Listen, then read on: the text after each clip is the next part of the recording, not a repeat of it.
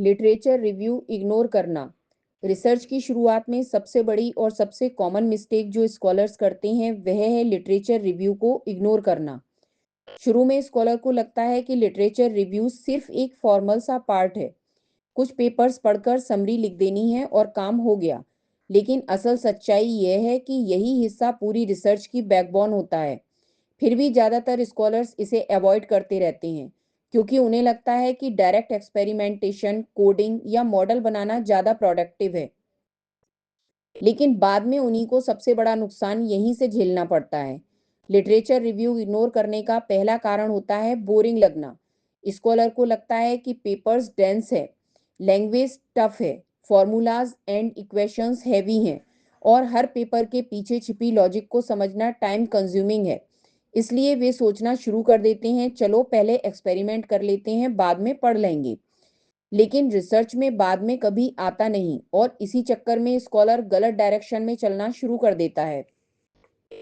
दूसरी बड़ी वजह होती है ओवर कॉन्फिडेंस। स्कॉलर को लगता है कि आइडिया इतना अच्छा है तो उसे ज़्यादा पढ़ने की ज़रूरत नहीं।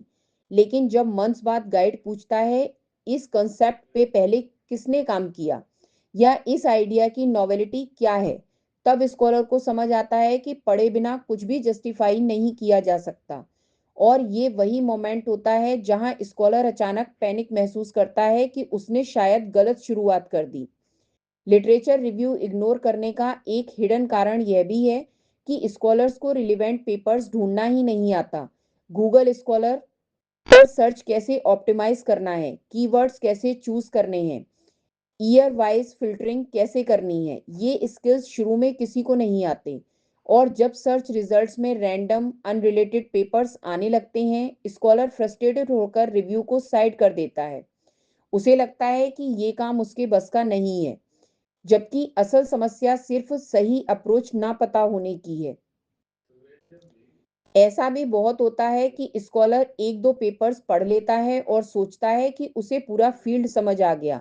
लेकिन जब एक्चुअल राइटिंग शुरू करता है तब पता चलता है कि उसके पास ढंग का बैकग्राउंड ही नहीं है।